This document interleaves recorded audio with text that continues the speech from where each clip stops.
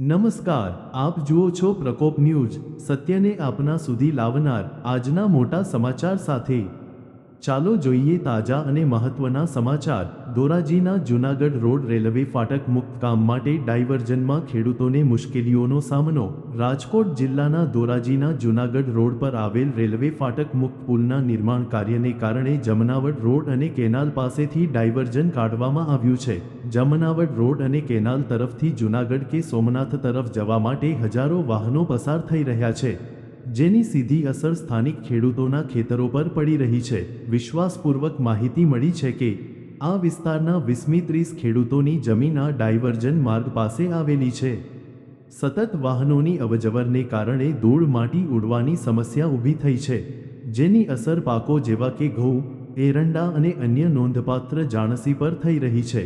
ખેડૂતોનો આક્ષેપ છે કે ડાયવર્ઝન માર્ગ બનાવવા પહેલા ડામરનું રસ્તું બનાવવામાં આવવું જોઈતું હતું, જેથી પાકોને નુકસાન ન થાય અને લોકોના સ્વાસ્થ્ય પર પણ માઠી અસર ન થાય। ખેડૂતો દ્વારા આ સમસ્યા અંગે મામલતદાર કચેરીએ આવેદનપત્ર આપવામાં આવ્યું છે અને યોગ્ય કાર્યવાહી કરવાની માંગણી કરવામાં આવી છે। આ હલચલ ભરેલો અહેવાલ આપ સુધી પહોંચાડ્યો છે વિપુલ ધામેચા અને નયન રાવરાણી, ધોરાજીથી।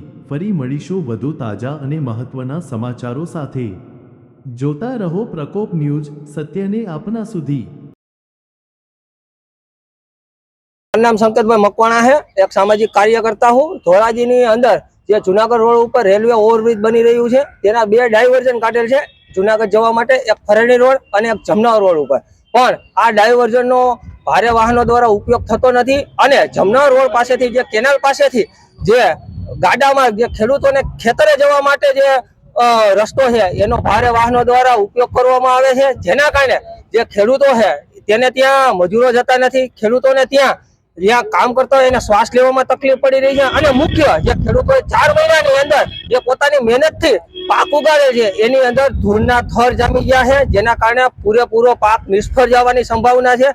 જેથી કરી આજે અમે ડેપ્યુટી કલેક્ટર સાહેબને અમારી માંગણીઓ મૂકીને આવેદન દેવા આવ્યા છીએ અને ડેપ્યુટી કલેક્ટર ખાતે સૂત્રોચ્ચાર કરી જય જવાન જય કિસાન અને ભારત માતાની જય લઈ આજે અમારી માંગણી મૂકી છે કે તાત્કાલિક ધોરણે અમારી માંગણી સ્વીકારવામાં આવે અને કા ભારે વાહનો ઉપર પ્રતિબંધ મૂકવામાં આવે અથવા તાત્કાલિક ધોરણે ત્યાં ડામર રોડ બનાવવામાં આવે, જેથી કરીને આ પ્રશ્નનું નિરાકરણ થાય।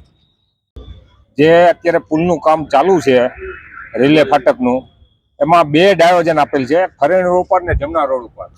જે અત્યારે અમારા કેનાલ કેડે વાહન ચાલુ છે એ અમારા પાકને નુકસાન એવું થાય છે, જે અમારા પોલ ફટી ગયા હાવ, અમારા જે મજૂર કોઈ મળતું નથી અને અમારા કેળા હાવ ફટી ગયા છે। અમારી એમની માંગણી છે કે ડામર પટ્ટી રોડ બનાવી દઈએ કા પછી ભારે વાહન બંધ કરાવે। ભારત માતા કી જય।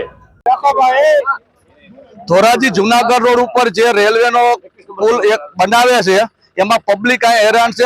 21 નંબરની કેનાલ ઉપર સાધન હાલે છે, સરકારે કોઈ સર્વિસ રોડ આપેલ નથી। અહીંના ખેડૂતો હેરાન છે, લીલા પાકમાંથી સફેદ પાક થઈ ગયા, કોઈ મજૂર કામ કરતું આવતું નથી। મજૂરે 6 મહિનામાં ટીબી ના પેશન્ટ બની જાય, એટલી ધૂળ ઉડે છે અહીંયા। સરકારને પહેલા અહીંયા સર્વિસ રોડ આપવો જોઈએ। આપણા અત્યારે સાંસદ મનસુખભાઈ માંડવિયા સાહેબ છે તો એને પહેલા આમાં ધ્યાન આપવું જોઈએ।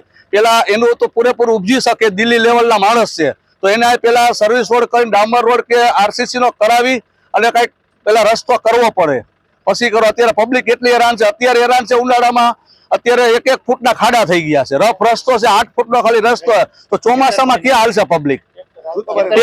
અમારી માંગ એ કે પેલા તો અહીંયા સર્વિસ રોડ કે ડામર પટ્ટી બનાવો પછી ચાલુ કરાવો।